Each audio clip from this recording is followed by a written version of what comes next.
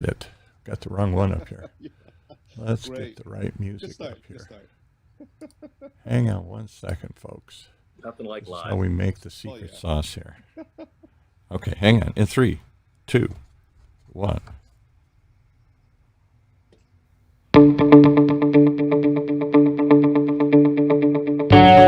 Hey, welcome everybody. It's time once again for another episode of Health Talks with Dr. Trinh. The one show, maybe the only show that helps make sense of all the noise and show us the way to a healthier future. And today, well, I'm going to let him set this one up. This is an organization that's very near and dear to Dr. Trin's heart. Welcome, Dr. Trinh. Hey, good morning, guys. Good morning. Another Thursday. I have Jim McAleer, who everyone knows. No introduction needed. President, CEO, Alzheimer's Orange County, with us today to chat and share some really important projects that we are launching here. And we want to make his family proud here. So is it McAleer or McAleer? I always want to say one of the... McAleer. That's what I thought here. You said McAleer. Yes. Dr. Trinh, he doesn't know. He's not so sensitive to those little subtleties in the brogue and the Scottish and the Irish. I'm a good Irishman. You're a good Scot. Before the show, give us a little bit of the brogue. I think we're all taught how to do it at birth here. It's a wee touch of the Scottish lad. I love it. But you know, when somebody goes by the nickname Iggy, they don't think other people's names are that important. That's right, exactly. They just it doesn't matter. Who cares what the name is? Well, let's bring everybody in here to Iggy's show. And tell me quickly, Dr. Trinh, when you first got involved with Alzheimer's and why? Why did you join this organization and help? Ooh, it's been quite some time now. I've been with ALZ-OC before it was ALZ-OC, actually, and have when I was the medical director at Memorial Care Medical Group, and had a full practice, and somehow ran into Patty Moulton. That'll do it. That'll do it. Yes, and that's how I am involved. And you know, the thing is, I had been taking care of patients for close to 17 to 20 years, and over the years, the majority of my patients were older patients from the Laguna Woods area. Right. A few hundred patients actually from that area that I was the primary care doctor of. And through the 17 or so years I was with the organization, had a lot of success in reducing heart attacks, reducing strokes, sending people out for their colonoscopies, mammograms, prevention of cancer. Lots of success in different areas of medicine. But every time I gave somebody the diagnosis of Alzheimer's, emotionally, I felt it was like a one-way road for that patient. That's like a death sentence, right? It is like a death a sentence. one-way road. And so in 2017, I actually had decided to step down from my full-time practice, from my leadership position at Memorial Care, to focus more on the care of patients with memory loss. And a few years prior to that, I had come on board with the board of directors for ALZ-OC, and had now devoted pretty much a lot of my time to the care of patients with memory loss, and being deeply involved now with ALZ-OC and its work. And so why? You talk about a personal connection with one person who introduced you to it. There are lots of causes out there. There are lots of sad stories. There are lots of needs. Why this need? Do you have a personal connection? Anybody in your family? Anybody you know? What is it that touched you about? Or is it just because you were dealing with older patients? That sounds like it was it. It was every time I signed a death certificate for a patient, and it had the word Alzheimer's on it, I knew I had to do something more than write a prescription for Aricept or Namenda. Which are what? Drugs to do what? Drugs for Alzheimer's, which, doesn't do anything for long-term, stopping of this disease. And ALZ-OC was the perfect organization to be involved in that type of care. I think for a lot of us, whatever brought us in, family members, grandparents, spouses even. What keeps you in this game and passionate about it, I would imagine, Iggy, it's for you like it is for me, it's the thousands of people we deal with every year who are on this journey. I mean, you can't help but be touched and moved by it, and want to do something about it. They're not just numbers to us, the 84,000 people in Orange County. They're 84,000 individual human beings with families and grandchildren and all those sorts of things. So the longer you do the work, I find that folks get even more passionate. Exactly. So walk us through the story, the need. Give us the quick stats that always shock everybody. How many have it?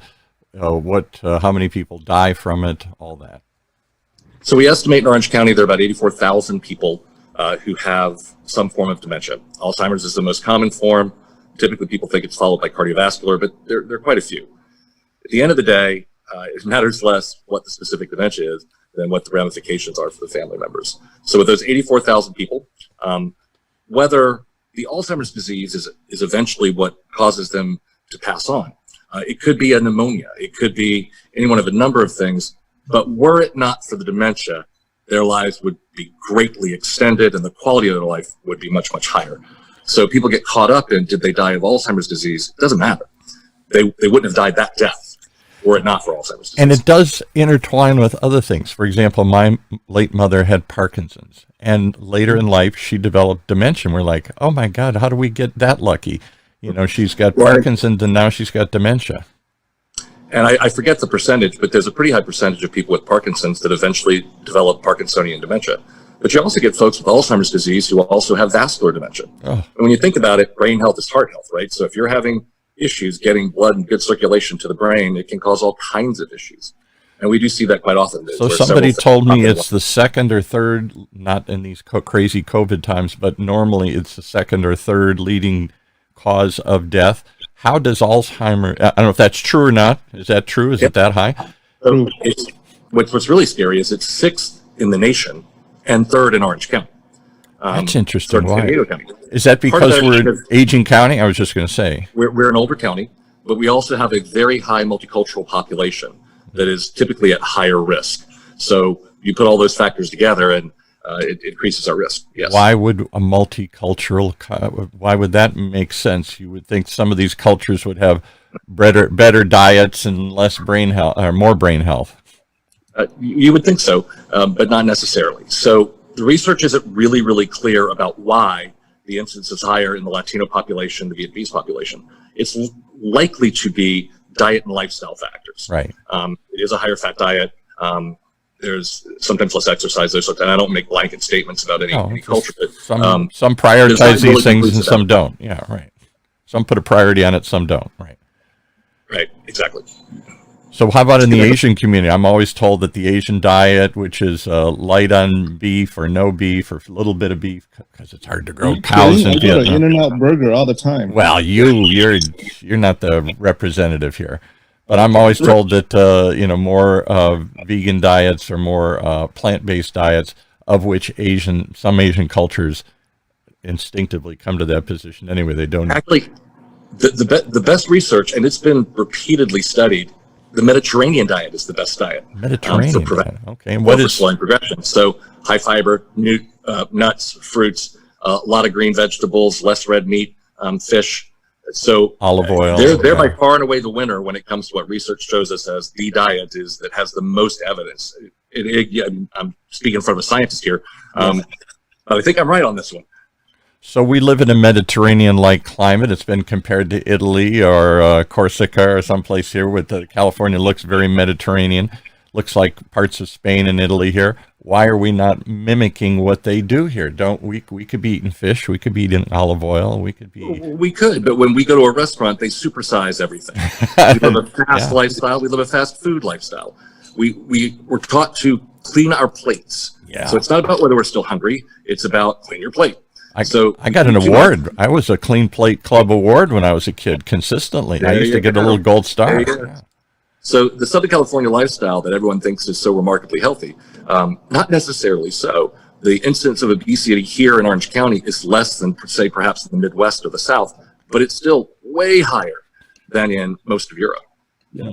Amazing. Yeah. Okay, so go ahead. Yeah, go ahead. When you think about what science tells us about dementia, specifically Alzheimer's. Yeah. There's not a lot that's going to change the trajectory if you're destined to get it. What we do know is likely to slow its onset, delay its onset, and possibly prevent it is diet, lifestyle, staying socially engaged and active, and exercise. And the exercise, you don't have to be a marathon runner. Mm-hmm. 3 times a week, elevated heart rate for 20 minutes is a great start. But you can't start the 20 minutes on the couch. You actually start the 20 minutes when your heart rate's a little bit up. Right. Check your doctor before you start And running you down can't exercise by walking back and forth to the fridge. That doesn't Yes. work? So Yeah, the fork lift doesn't really do it. forklift. I like that. Yeah. How about exercising your brain? Should I be doing mental puzzles and mental gymnastics or reading or whatever? I read once, maybe this is false, that you can, just like you exercise your body, you can exercise your brain, and that might... Absolutely true. I think what a lot of people miss, though, is instead of doing the same Sudoku you've been doing for 50 years, learn a new game, learn a new dance, learn a new language. What you're trying to do is retain the plasticity of your brain. And while it may not change the chemicals that are happening in your brain or the amyloid plaques or the tau tangles that are hallmarks of Alzheimer's disease, your brain is a very adaptable part of your body. So you can actually kind of reroute and stay more functional.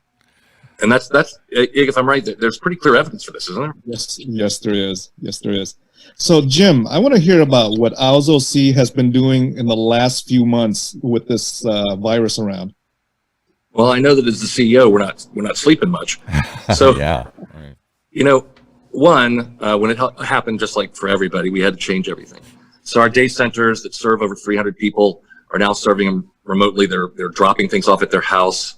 We feed about 3,000 people a month by taking meals to them, because we're dealing with folks who not only are they over 65, there's medically compromised. There's all kinds of stuff going on. So the grocery store is not a great option.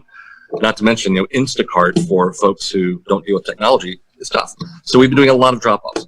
We've distributed over 62,000 pieces of PPE, masks, everything, all the way down to N95s to frontline medical.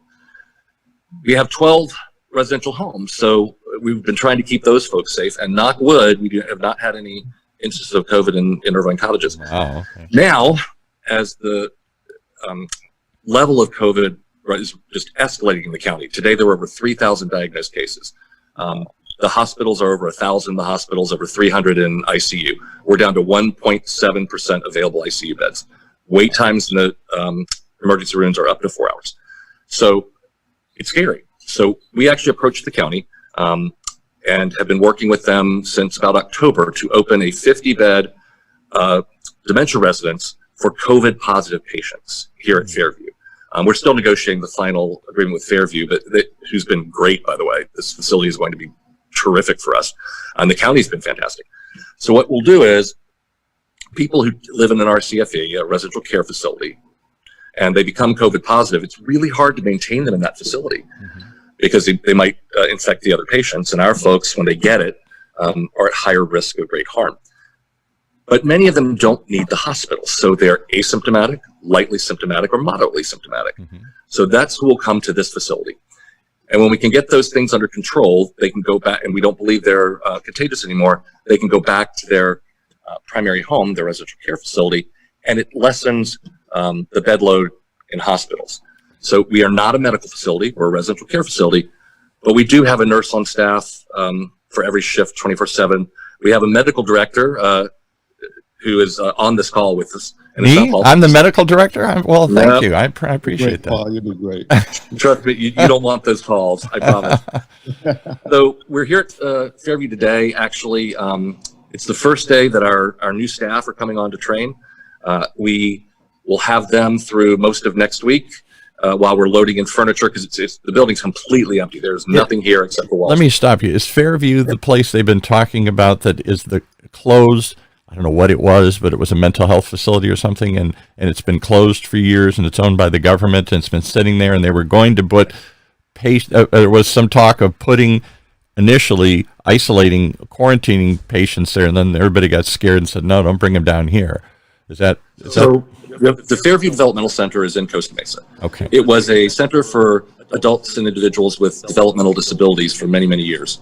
When the state began to phase those kinds of facilities out and having people more integrated into their communities, Fairview has been empty to the best of my knowledge. I do know that when they opened and were doing COVID earlier, the beds, it's not just the neighbors, the bed surge wasn't there. It didn't materialize as early as folks thought it might the first wave. So we are one part of the service for people with COVID at the center. I don't know much about the other. I believe there's 180 beds in another part of the complex. But as everybody's in a panic, where do we put everybody with COVID? We can't fill up all the ICUs with them, particularly if they don't require ventilation or intubation or whatever you call it. Right. And if you look at what the county's doing, they are now putting mobile field units in parking lots of hospitals, 25 to 50 beds, and basically what's a MASH tent. That was actually a possibility for us. We were considering that, and thank God Fairview was gracious enough to let us use a building, because I'd rather put dementia patients in a building than in a tent. But at the end of the day, these hospital spots will be used to evaluate patients more quickly and also to serve those who don't require the higher level of care. And again, I'm sure you know about all that, because that news just came out, I think, yesterday? Yesterday. What percentage, we had somebody on one of these other shows talking about, and maybe you guys can educate us again. If I'm over 65, I obviously have a higher risk of having a bad case of COVID here. And if I start to have underlying conditions, Alzheimer's, diabetes, other sorts of things, it skyrockets then now it's life-threatening.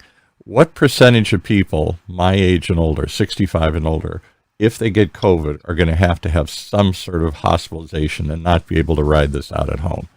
How many of us are going to have to go somewhere, either just to get safe or because it gets really serious?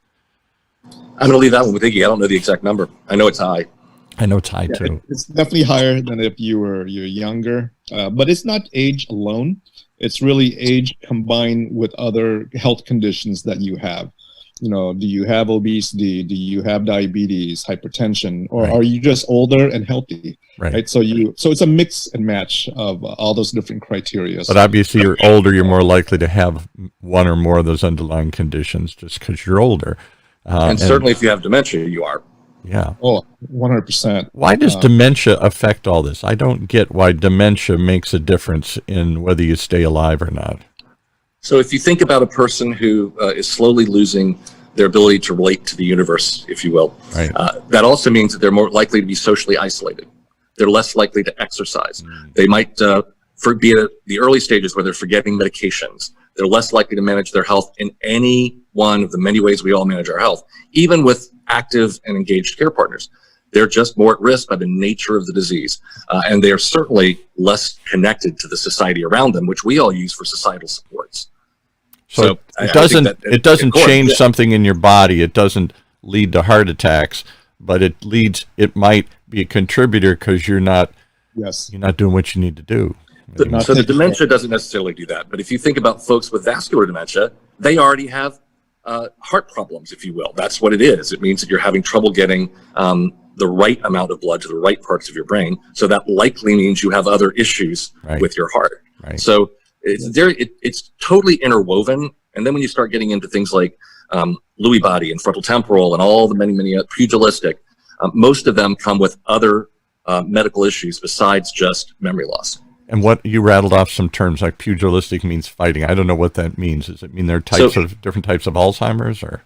Yeah, pugilistic is a type of Alzheimer's. It's when you think of boxers get it, hockey players get it. We're learning more and more about the impact of concussions, particularly on younger people as they age. There are a couple of different conditions, and a lot of them are lumped under pugilistic dementia. But there is Parkinsonian dementia, there's frontal temporal dementia, Lewy body dementia, and a host of others. There's alcohol-related dementia for folks who've had problems with alcoholism. Wow. So all of these things can lead to a deterioration in your brain. And is that what Alzheimer's is? Give me a one-term definition to cover all of this. Is it just cognitive decline, as you say? It's mental fogginess? It's your brain not functioning anymore here? So everything we've been discussing are dementias. Dementia is the umbrella term, just like cancer is an umbrella term. But then you've got breast cancer, prostate cancer, esophageal cancer. So with dementia, you've got Alzheimer's, most common, vascular second. and. But dementia is really the overlying term for a neurologically impairing condition that impacts your ability to function in the world. I'd love to hear from your audience, Dr. Trinh. Has anybody else had stories like mine? And while they're doing that, I'll just share some of my own stories here, because I don't think most people talk about it. There's something very deeply embarrassing about mental decline. And you can't, too often we want to say, well, you're just getting old. Of course, you're not going to think very well. It just goes with the territory. In my own mother's case, it didn't come on quickly. The Parkinson's was what we were focused on. But the Parkinson's led to her fear of falling, which meant that she didn't get out of bed very often or do much, because every time she did, she'd start to panic she was going to fall. And then that meant that she got weaker and weaker and weaker, and the fright and the fear took over. And at some point, the fear became morphed into some kind of dementia here. I couldn't tell you when or how, but it was just one day we realized she's not quite there anymore. She's not all there. It was a fog. It was a fear. It was is that it's so for sad. Most people? And you know, Paul, the holidays are a time when we often find out where our loved ones are at. Yeah. This year's a little bit different, but you know, kids go home to visit aging parents or grandparents, and all of a sudden realize, oh my gosh, the car keys are in the refrigerator, and mom doesn't remember what she had for breakfast. Yeah. And I was here 6 months ago.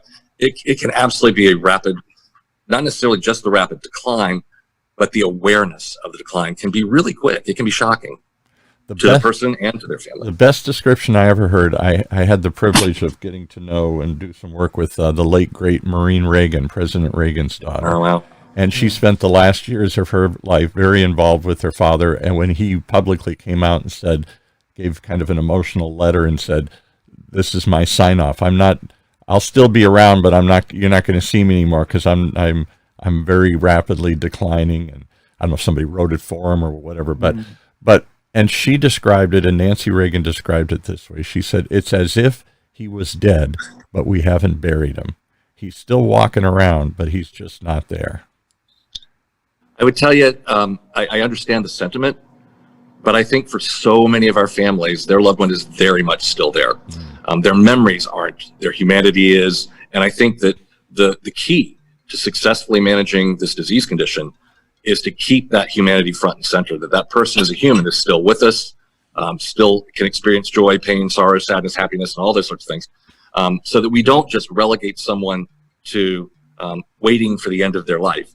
That's too easy. You know, what our job at Alzheimer's Orange County is to equip caregivers to take care of themselves, while not just caretaking for their loved one, but trying to do the best they can to keep that person as whole as possible and with as much quality of life as possible. But I absolutely understand their sentiment. We often talk about it as losing somebody one memory at a time. Yeah. Wow. So how much is, I guess it's a spectrum, it's a continuum, but how much is there? I mean, the memories are lost and there's confusion and they get frustrated. But at some point they really do not even recognize who you are and around them. I guess they can still be happy. There are some strategies to assist. We know that music plays a big role in memory loss. We know that patients who are sometimes more advanced in their dementia and don't normally communicate or chat with their family members, if you play hymns and songs that will touch their past, it goes through a different pathway to open up certain channels of memory, and that's something that is a strategy that's been done in the past. We've had people at our interfaith services who have not spoken in many, many months who will recite the Lord's Prayer verbatim because it's so deeply ingrained from their early childhood and earliest days. We also find that folks with late moderate stage, old movies, old songs will often resonate, and you'll get people who clearly are following and tracking what's going on when their ability to communicate is severely diminished. So going back to older things is definitely a strategy. I love the music, Iggy. I mean, we see again and again, music and art can often allow people to communicate in a way they would not normally be able to.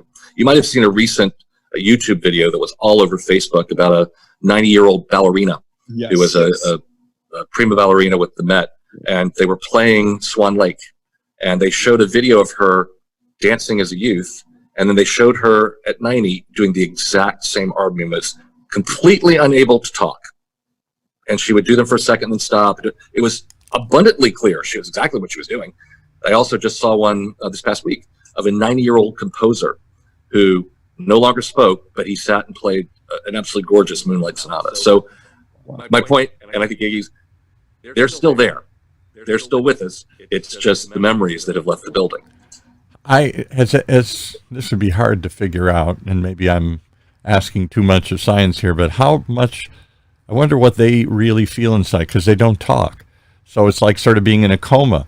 People come out of a coma. We had somebody on one of our shows a while ago, and he was talking about he had been in some sort of accident, and he was in a coma, and everybody's standing around him saying, should we pull the plug? Is this the end? And he's trying to communicate. He's trying to break out through that fog. He could hear them, but he couldn't communicate. And eventually he came out of the coma and was able to tell this story. And I thought, how frightening. Are they listening to us and hearing us?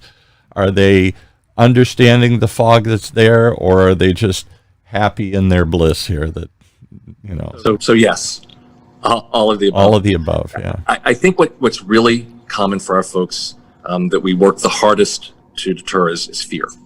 So you're talking about, I'm trying to search for a word. I'm trying to search for your name. I'm trying to figure out how to get the fork to the mouth. And I just can't do it. So there's frustration, and of course there's fear.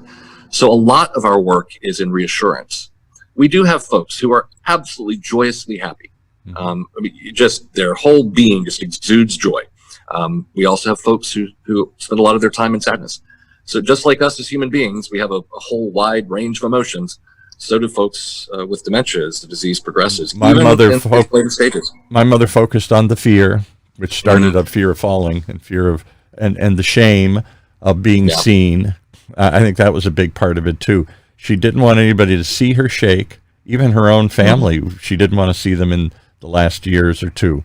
They didn't know how bad she'd become.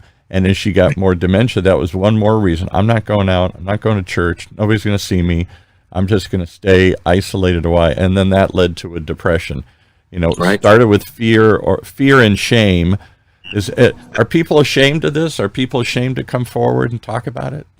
That's one of the most tragic things about this disease is people don't go for help soon enough because they're scared they might have it. They know they have it and are scared for people to know that they have it. We have people, because our building, our main office in Irvine, says Alzheimer's Orange County. And I'm not sure that was a great move for us, because there are people who won't come to our building because they don't want people to see them come and go from a building that says Alzheimer's on it. Oh, wow. And I get that. Wow. I get that. So we spend a lot of time trying to assuage those fears, and people also think there's nothing they can do about it. So why would I want to know?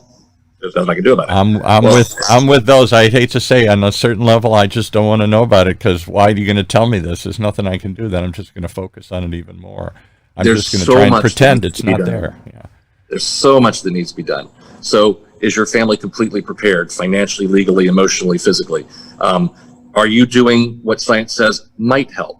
The drugs we have frankly a modest impact, but they might have an impact for you. Do you want to try this? What about clinical trials? Look, if it happened to me, the first thing I would do is knock on the door of the nearest scientist and say, what he's studying that might help me, sign me up. Yeah. That's not everybody. But all of those questions get to be asked if you go to the people who do this for a living. Because, you know, this disease does not come with an encyclopedia. Hi, I've got dementia. Okay, here's your directional guide. You need Alzheimer's Orange County, Alzheimer's Association, Alzheimer's Family Center, all of the great organizations that do this work, Irvine Clinical Research, UCI Mind, all of those great places. You need to connect with one of them so that you can get the host of resources that are available to you. And there is a benefit, I think, in partnership. So one of our groups called Our Gang is folks with moderate stage dementia and their care partner meeting with a whole bunch of other people in the same boat. They're singing, they're playing games, all that stuff. But it's healing for both sides of the coin, the caregiver and the person with the disease, just to have people with a common experience. Otherwise, sadly, like your mother, you end up isolating and completely going down the slide of depression, already common in seniors, that just makes it worse. How about support groups? Because that's what we needed. My dad was trying to be a tough Midwestern, you know, World War II generation kind of guy, bomber pilot, you know, I can fight anything, I can do anything. couldn't fight this. And he was always trying to keep my mother positive. He was her 24/7 caregiver. He kind of kept her away from the world. Me too sometimes. And when I'd see her, oh, no, she's fine. She's fine. Everything's great. I got it all dialed in. And I'm going to get choked up here, but it was that there's a huge impact to the surrounding family. Now, I get it. It's their problem, and it's horrible, and we're focused on them. But we don't focus on the fallout all around. I think that's very true. So we have, just at Alzheimer's Orange County, we have, I think, 47 support groups when the world is normal. We probably have about 12 active right now because you just can't get together, particularly the folks of the age who would need those support groups. We've got them in every language you can think of. We've got them faith-based, not faith-based. I believe Alzheimer's Family Center has support groups, as does the Alzheimer's Association.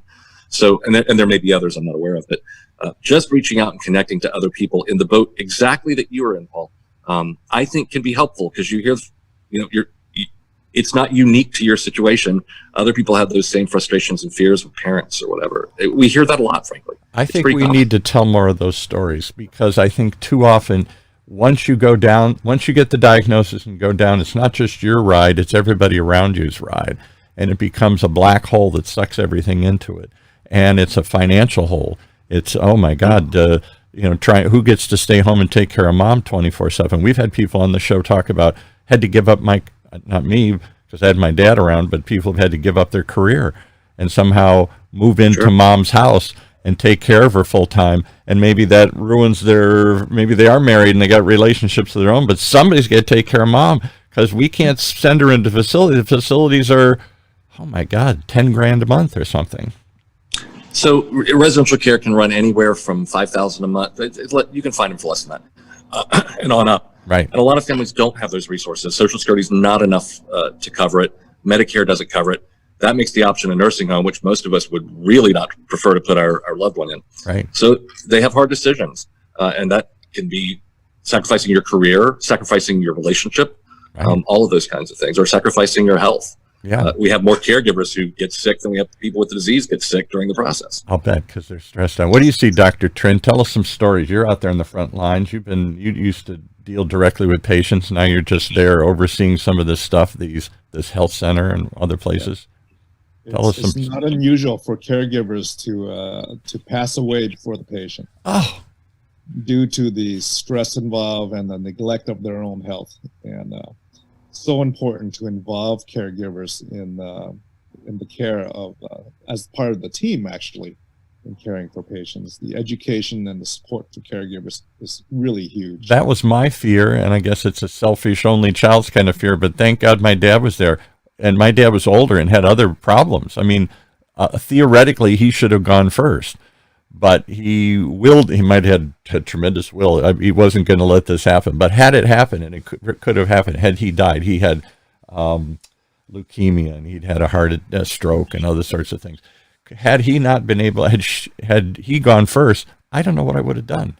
They didn't have the resources. I'm not sure I had the resources, and I don't know what. Lucky me, I didn't have to go through that. She died. Lucky me. So Jim, show us around where you. Yeah, let's see at Fairview. What are we looking at? I know it's a bunch of empty rooms, but can it is a bunch of empty rooms. But I am paint a picture. I am currently in what is the kitchen/cafeteria. Okay. So there are two sides to this building. There are two wards. It is kind of communal living, so they're large rooms. This is the other side of the cafeteria. And what will be in there right now where you are? Is that just dining right in there? This will be dining. Now, a lot of our patients, even though they're not particularly sick with COVID, they do have it. So we don't know how many will be eating at their bed just with the hospital tray tables. Right. And how many will be able to come into the common spaces. So when you come down here, this is the main spot. Mm-hmm. This is one of our rooms that will have both hospital beds and regular double beds. With those dividers you have in hospitals, the 3-paneled cloth things. How many people to a room? How many people are in there? So actually in this room, it'll end up being 12, but you probably can't tell. This room is absolutely massive. It looks big, yeah. Wow. So they won't be particularly close to each other. We're going to try and give as much privacy as we can. There are a gazillion bathrooms and little side rooms here. We have treatment rooms, medication rooms. Here's another smaller room, which will only have 3 in it. So they come in And- different sizes and different, because this wasn't designed, this facility was designed for another use, mental health facility. This is kind of like, I hate to say it, this is a horrible analogy, but it's one flew over the cuckoo's nest. That's where they used to kind of isolate. Actually, it kind of looks like that. Yeah. This is our nurses station and med room, but because it's Oh, I think Jim's freezing up wherever he's walking. Yeah. like, see the bars are already here. There's already a room for incontinence supplies and those sorts of things. So there are 2 side wards that have their own bathrooms with, again, I like the fact that there's actually windows that look out onto some trees and some grass. Right. I do too. You know, and we'll do our best to try and Cheer it up. brighten up the space. Yeah. But at the end of the day, it's the medical stuff that's most important to us. And then we have there's rooms for taking off your personal protective equipment, Yeah. rooms for putting on your Right. personal, where our good friend is building the shelves right now. So that's all happening. Then, of course, rooms for staff and that sort of thing. So that is the fastest tour I could give you. So let's talk about numbers here. How many people are you going to serve? How do I get into this facility? Who determines whether I get in, and how much do I have to pay? So all good questions. We're going to start with 25 patients. We have the capacity to go up to 50. Okay. Given the current surges, I'd be surprised if we weren't going up to 50 relatively quickly. The referrals will come from the county. So they'll be, because the county is already dealing with these residential care facilities. Right. And we have just a phenomenal partnership with them. So you got to be in a County is actually residential. paying the cost for this. You got to be in a residential care facility to start with, and then the state will get a recommendation saying, "Hey, this person's got COVID, and we want to get them out of here so they don't infect the rest of the people here." So the Department of Public Health already knows where the surges and cases are in residential. That's our primary purpose.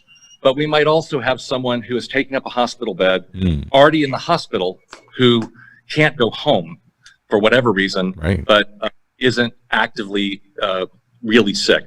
They could come. So what we've told the county, what the county has agreed to is, so long as it's a senior, preferably with dementia, if some other urgent need comes up, okay, we're ready.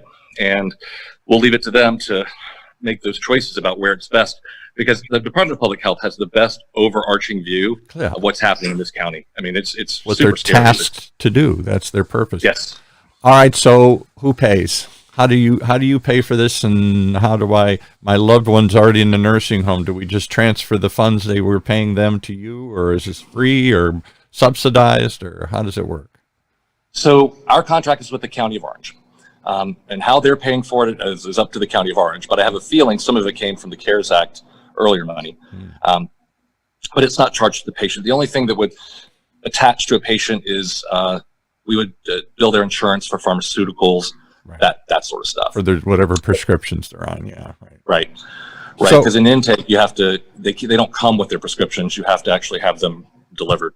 So why are you guys doing this? You're not a health care provider. You're a advocacy group. You're a support group. You're a fighting for the patients group. You know, you're not about taking care of them. So, agreed, in a normal universe. What our board deliberated over the summer when I brought this idea to them, because originally we thought, again, that we were going to see these problems much earlier. Right. What we went to them with was, look, what we are is an organization that exists for people with dementia and their loved ones to serve them in the best way we can. Right now, I believed, and do believe, we have the capacity, we have the education and experience in residential care, we have the staff team, we have the board members to do this. So now here we are, and we're doing it. Their first patient is supposed to come in on the 28th. As I say, I'm training in about 10 minutes, a group of 21 new staff people. And you saw the guy with the shelving. Trust me, that is the start of a very large wave of stuff coming in over the next days and weeks. So can people donate to this if I've got something that you need? I don't know what you need, so we should start by that. What do you need? And can people donate services, time, supplies? Can a painting company come in and help you paint? Can carpenters help you do something? Are there extra things? I got some of those. I'll give you some. I'll laying around.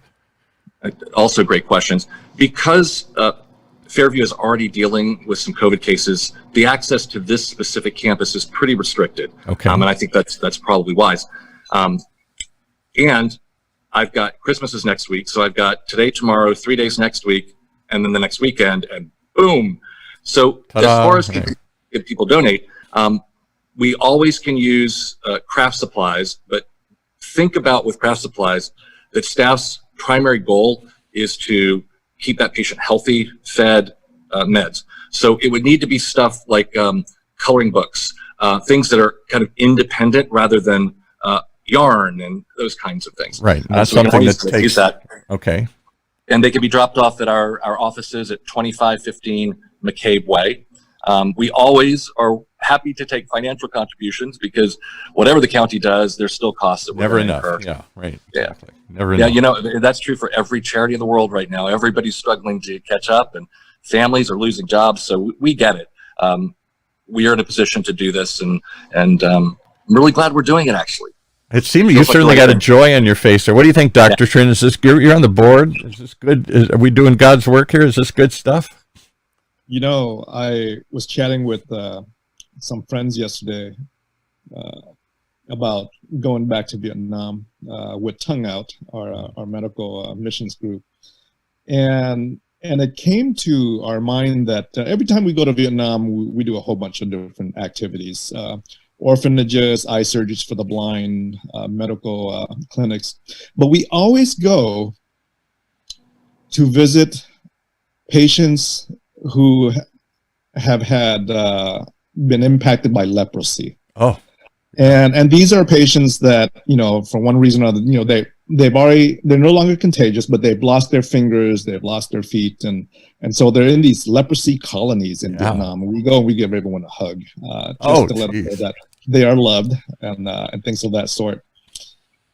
Society don't always want to be around these patients because of this taboo, stigma, right? That you're going to catch something by simply hanging out with patients with this diagnosis.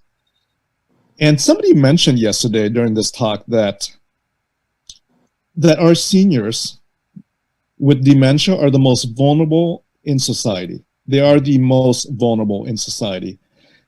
And then you add to that the diagnosis of COVID to these folks.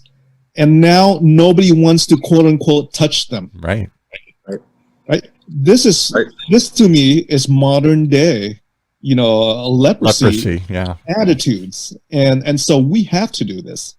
We have to do this. We have to go out and reach, you know, the least of these in society. Not only do they, you know, have are the most vulnerable with their, you know, with their diagnosis, they're now even more vulnerable with COVID. And so this is our mission. We have to do this. And that's how you're going to get me choked up and crying here, boy. That's a hard. I'm glad I asked that question. That's a good one because that really goes to the heart of it. The heart of this organization is about helping these people. How can you not? How can you just stand back and wring your hands and say, "Well, we need to raise more money and we need to get more support groups"? And gee, it's hard to get. So many of our other things are curtailed. I'm sorry that this population that we love is struggling extra hard right now. But sorry, you're on your own. That runs against the whole mission. Yeah. I've got 40 years in the nonprofit world, and I firmly believe money follows service. Yeah. Serve purely, serve for the right reasons, the money will come. For 40 years, it's been there, so I'm going to stick with that. We had a little old nun on. I'm an Irish Catholic who had a nun on a while ago. Dr. Trinh had a nun on, and she just talks like that. That always amazes me. The money's going to come. Oh my God, you're down to we need it by tomorrow. The doors are going to close. I don't know. The money's, if you really believe and if you really love, the money will come. I think that's a beautiful philosophy here.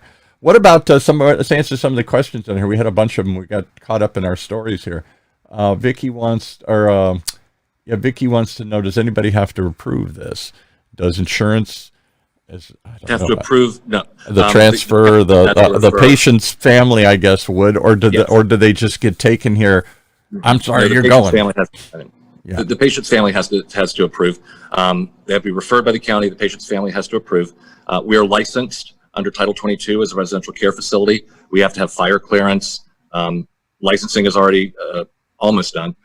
So, yeah, that's the only approval. Here's another ugly question. So do you fear about liability? Oh my God, now they fell in your facility here, or you hurt my mom.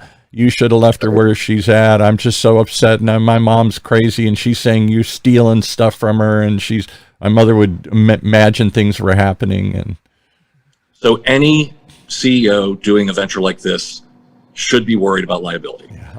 But what you do with liability is you mitigate risk. So our staff will be PPE'd up one side and down the other. Right. I have a really high staffing ratio. We have an LVN on every single shift, which is super unusual for residential care. Right. So we just have a greater support structure and network, and we've been doing residential care for quite a while. So we do have an understanding of that. We have 72 beds for seniors right now in 12 homes. So that liability is not unknown to us. The COVID factor is a little new, but I think we've done our best to lower the risk. And honestly, if we're serving people well, good training and all those kinds of things, then we should be fine. What about when this is over? Do we just close the door and say, okay, that field hospital's down, we don't need it, or will this stay and find other purposes? So likely, as the strain on hospital beds diminishes, the need for this facility will also diminish.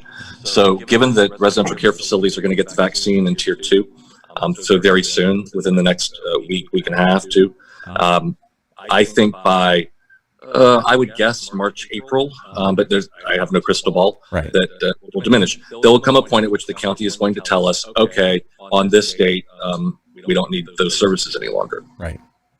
And then this just shuts down and sits there as a emergency resource for future pandemics or problems, and lesson learned if we know how to ramp it up quickly, or No clue what the future is planned for Fairview. I truly don't know that. Yeah, I don't either. I know that right now I'm really glad they're here. Yeah, right. Everybody said that because they're scrambling around, where do we put these people? And they said, oh, we got this old mental hospital that nobody ever uses anymore here. What do you think, Dr. Trinh?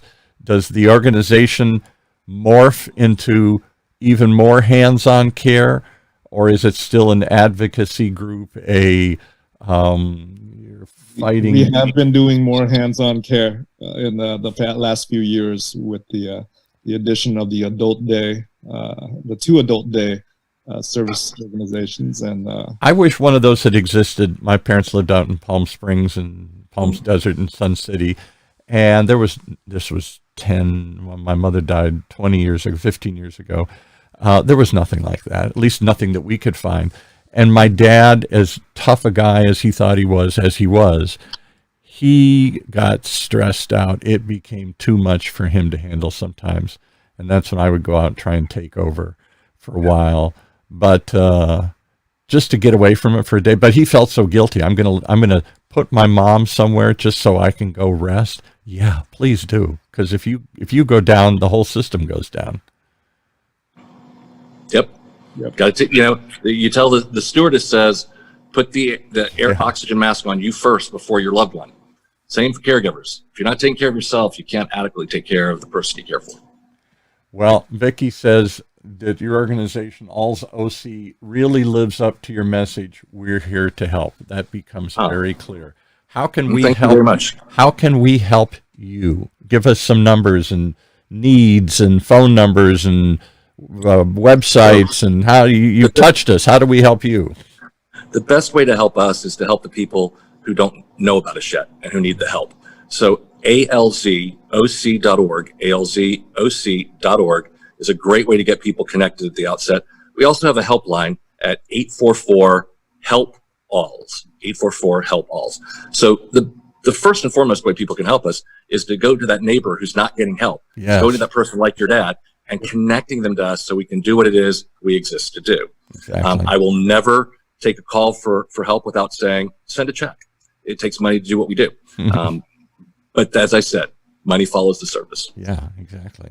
What is the current state of finances? And maybe this is a downer question to leave it on, but we've had charities come on here saying we got to completely retool. Goodwill, for example, maybe I shouldn't point them out, but their facilities are based on open retail stores that are closed now. So the revenue that they relied upon, they get the donations, they resell it, ain't there. People are scared and troubled. They may not be giving like they once would. Are we facing, I guess what I'm fearing is, let's talk not so much your organization, are we facing a second tsunami that's going to hit for charitable organizations 6 months down the road when they realize they've all run out of money and not going to make what they did last year? I think it's hitting for some now, particularly the smaller organizations.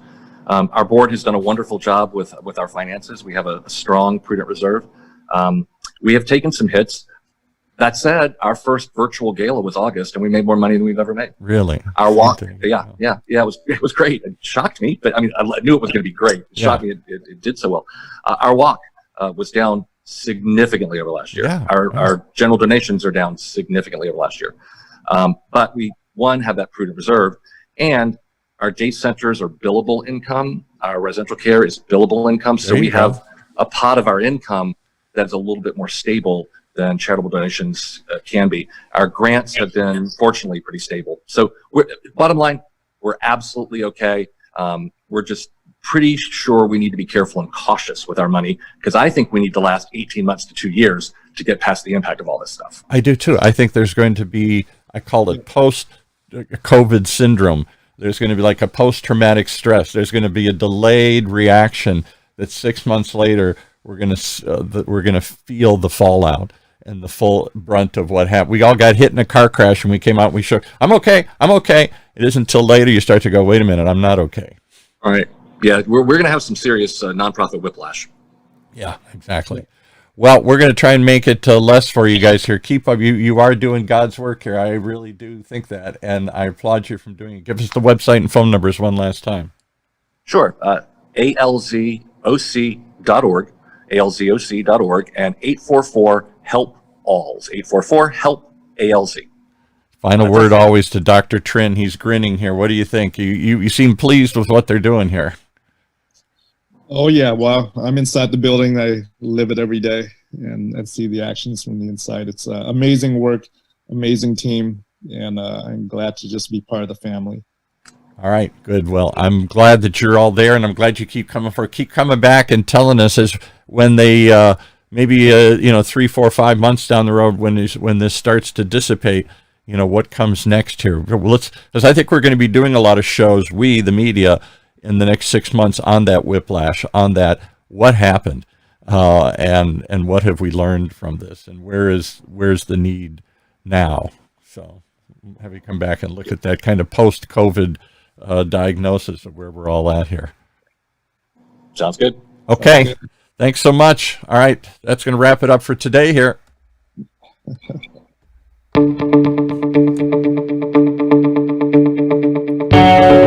You've been listening to another great example of Health Talks with Dr. Trinh. The one show, maybe the only show that makes you aware of what's going on around there. And a chance to really talk about it in an open and honest way.